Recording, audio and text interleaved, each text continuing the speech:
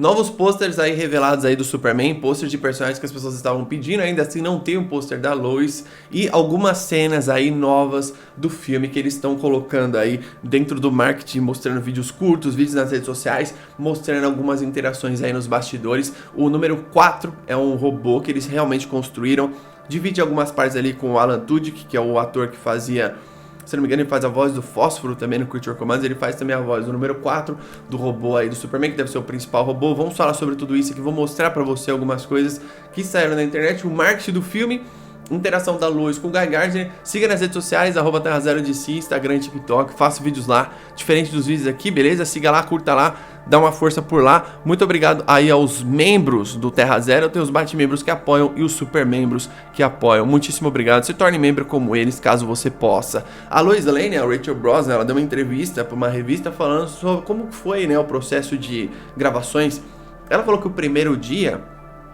os primeiros 6 dias, se eu não me engano, era ela e o David Cornsweet interagindo, Lois e Clark, normal, cena simples, como deve ser essa cena aí de, tipo, da entrevista dos dois, né, tipo, os dois dentro de um lugar do set, né, que é tipo o apartamento que provavelmente deve ser do Superman, do Clark Kent, e aí eles meio que simplesmente atuando, né, o texto ali, eles simplesmente atuando, interagindo, e esperamos que os dois tenham bastante química juntos. E depois ela falou que depois começa as maluquices de filme super-herói, você pendurado por cabos, você voando. Ela falou que ficou, acho que uns 8 metros de altura. Então tem tudo isso, né? E ela falou que algumas coisas ela tinha que interagir com personagens, tipo, invisíveis. Por exemplo, o Krypto tá aqui. Nesse momento o Krypto tá aqui, finge que você tá fazendo tal coisa com ele. Depois a galera da pós-produção cria o Krypto lá e tal. E ela falou que foi bem diferente pra ela, ela se sentiu até meio... estranha ali, atuando desse jeito, mas foi uma experiência muito positiva. É os atores que fazem série, né? Tipo, série mais assim, tipo, ela fazia a Miss Maisel, ela era uma, se não me engano, uma comediante, e ela meio que vai fazer o que um filme de uma escala muito grande, né? Um filme de 225 milhões de dólares de orçamento, realmente muda. O set é maior, o set construído, vários atores, muito mais gente trabalhando no filme, é muito maior, é muito diferente, né? Tipo, do que ela fazia pro que ela tá fazendo hoje. Acho que ela deve fazer outros blockbusters se ela der certo como Lois Lane. E ela disse que vai se preparar mais para essas coisas num segundo filme, caso ele aconteça. Pra ele acontecer, o primeiro filme aqui precisa fazer sucesso, a gente sabe disso. Tem cenas aí de bastidor, né? Você vê aí o robô interagindo com o Superman, né? O David Cornsweet é um robô que realmente existe, se não me engano é programação, inteligência artificial, essas maluquices todas. E também você tem o Guy Gardner interagindo com a Lois Lane falando do cabelo do Guy Gardner. E você também tem um vídeo, né, que mostra o cabelo do Guy Gardner sendo feito, né? Um cabeleireiro pegando e cortando. Deve ser uma peruca, lógico, mas deve ser de cabelo real, sabe? Porque tem perucas de pessoas que fazem doação de cabelo. Eles pegam, viram peruca, aquilo ali, ele corta, tigela. Esse cabelo horroroso do Guy Gardner, que é super fiel aos quadrinhos.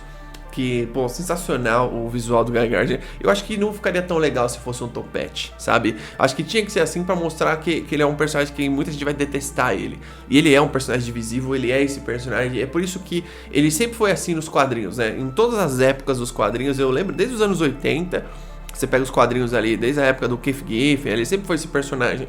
Então, o Guy Gardner e o Nathan Fillion, sendo o que ele sempre foi. Ele tá caricato, tá tosco, tá ridículo.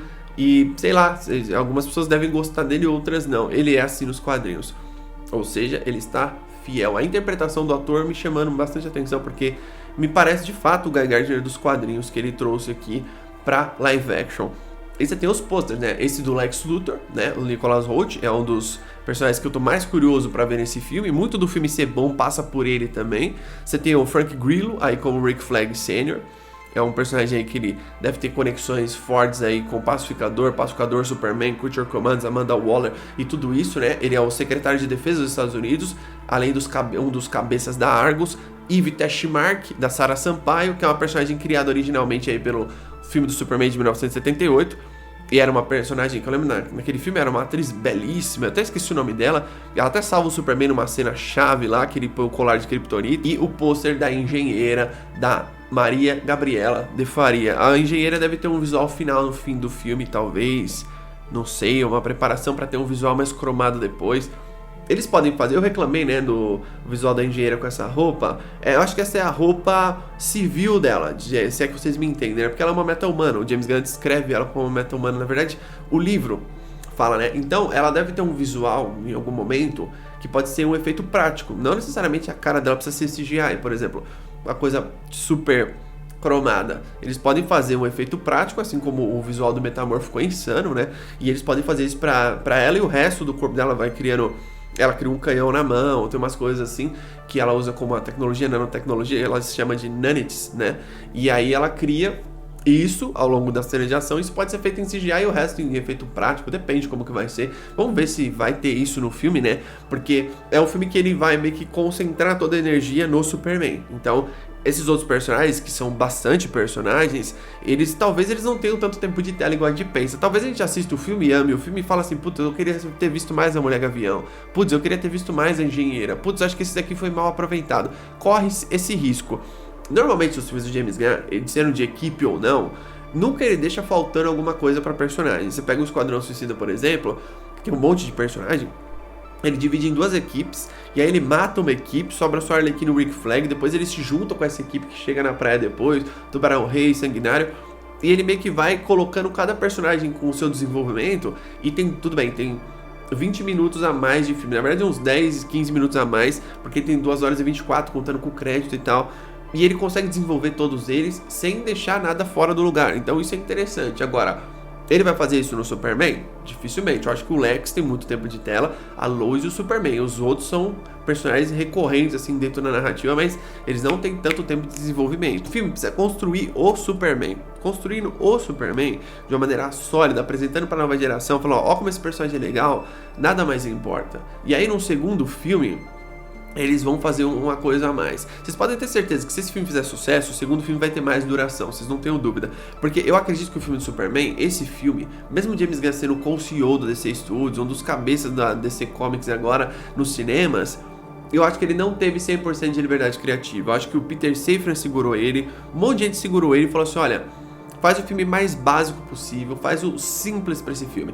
Embora... o próprio James Gunn fala, né, que DC Studios é uma coisa, Warner Bros é outra.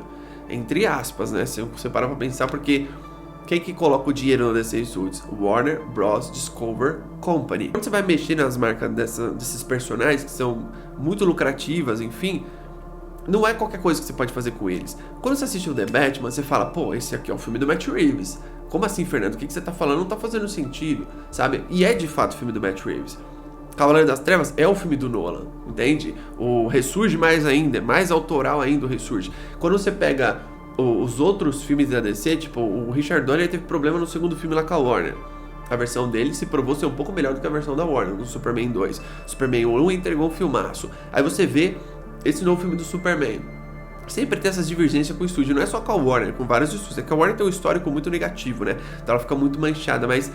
eu não acho que é um filme 100% do James Gunn, que ele colocou a mão autoral dele assim, ou ele foi pra novos ares, porque acontece isso, às vezes tem diretor que é versátil, tipo David Fincher, tipo ele lança o Clube da Luta, aí ele lança o Quarto do Pânico, aí ele lança o Seven, são filmes distintos, né, ele é um diretor diferente, mas quando você pega o que o James Gunn tá fazendo, ele fez filmes de super-herói que ninguém se importava, e ele pegou esses personagens e transformou num grande sucesso. Não é o caso do Superman. As pessoas se importam muito com o Superman. As pessoas pedem o filme do Superman há décadas, né? Pedem que o Superman seja mais aproveitado no cinema há muito tempo.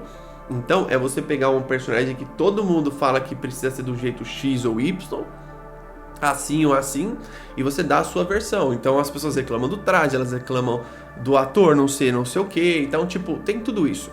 Na minha opinião, esse filme precisa ser bom e sólido. O que é um filme sólido? É aquele filme que você fala assim, beleza, o personagem principal ele brilha do primeiro minuto até o último, entende? E é também a construção do Superman. Por que vocês acham que tem os pais do Superman nesse filme?